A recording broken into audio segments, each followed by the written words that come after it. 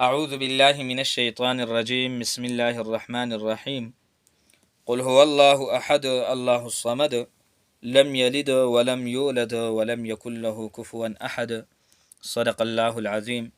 محترمو دا سوره اخلاص دی او دا سوره اخلاص په قرآن مجید کې یو معرکة الاعلی سورت دی او موږ به اوله خبره دا کوو چې د دې سورت د ماقبل سورت سره مناسبت سره د دې وضاحت بکو مخکې.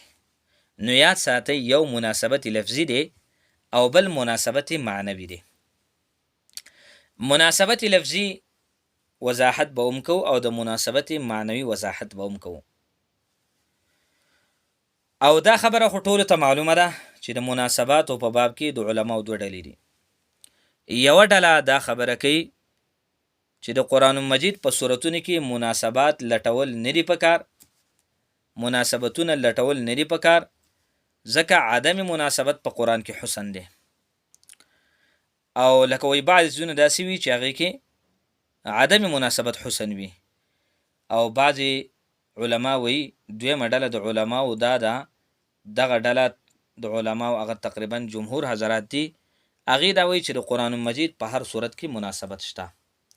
بلکې بعض علما خو دا وی چې د قرآن مجید په هر آیات کې مناسبت شته دی، یو آیات د بل آیات سره مناسبت شته دی.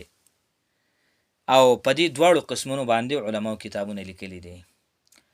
د قرآن مجید د یو صورت د بل صورت سره مناسبت په دې باندې هم علماو کتابونه لیکلي دي، او د یو آیات د بل آیات سره مناسبت په دې باندې علماو کتابونه لیکلي دي.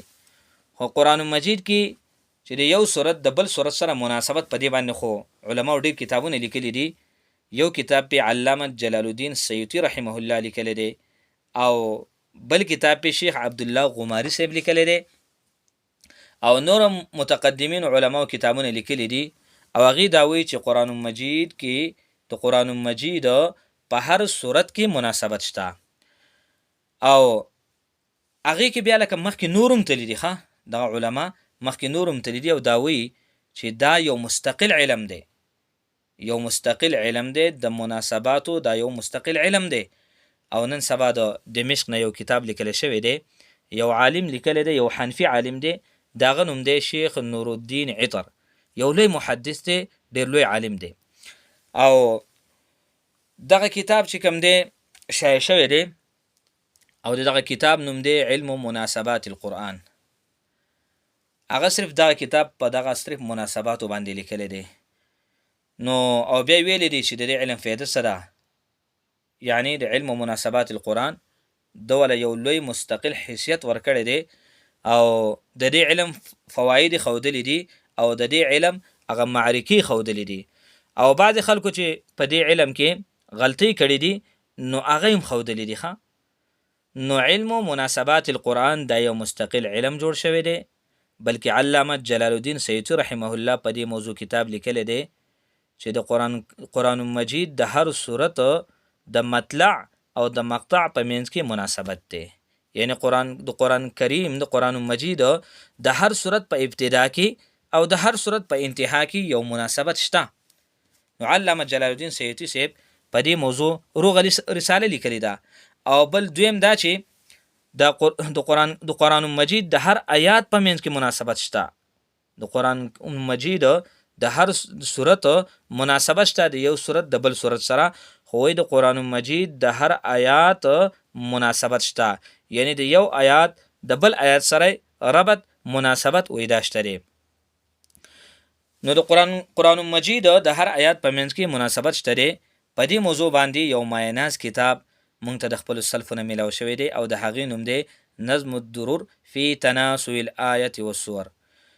او دغه تفسیر علامه برهان الدین بیقالی صاحب لیکلی دی، بیقالی د با په کسرې سره، او دا د حافظ ابن حجر عسقلانی صاحب یو مایناز شاګرد و. او مذهب کې دا شافعي و، مذهبا شافعي و، او کلک اشعري و، او د خپل وخت یو لوی محدث او یو لوی مفسر و.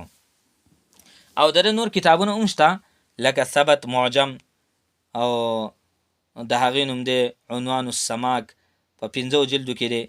خو چې د ده نوم چې ژوندی شوی دی که نه، نو د دې تفسیر د وجې نه نظم الدرر فی تناسب الآیة والسور، او تاسو د هغې د مهارت د دې ځای نه اندازه ولګوئ چې د هغه تقریبا په قرآن مجید کې په 113 ځایونو کې د هر صورت په شروع کې بسم الله لیکل شوی ده. د هر صورت په شروع کې بسم الله لیکل شوی ده، او د هرې بسم الله معنی ځان لکړی ده. د را روان د صورت مناسبت په وجه باندې د بسم الله مثال په تور په یو صورت کې چې کوم دی نو بسم الله رااله، دغه بسم الله معنی ځان لکړی ده. د را روان د صورت موافق د هغې د مناسبت په وجه باندې، هغې سره مناسبت د خوړلو په وجه باندې چې کوم دی هغې سره مناسبت خوري، نو د بسم الله معنی داسې په ښکلې طریقې انداز سره کړی ده، او د هر آیات د بل آیات سره مناسبت بیان کړی دی. نو د هغه دغه تفسیر چې بهترین تفسیر دی نوم دی نظم الدرر فی تناسب الآیة والسور. دا خو چې کوم دی مناسبت دا د مناسبات مبارک زمون خبره شروع وا چې یو مناسبت معنوي دی، بل مناسبت لفظي دی. نو د سوره اخلاص د ما قبل سره مناسبت دا زمونږه مختصر کلیپونه دی، په دې کې به ان شاء الله د سوره اخلاص چې کوم دی پوره تحقیق هغه نحوا و صرفا او نور چې کوم اشکالات په هغې کې دنده، نو دا به ان شاء الله تعالی دا چې مختصر کلیپ کې دا ستاسو وړاندې چې کوم دی نو ایښودلی کېږي. نو دې ځای پورې زمونږ چې کوم دی دا خبره ذکر شوله چې د مناسباتو په باب کې د علماو دوه ډلې دي.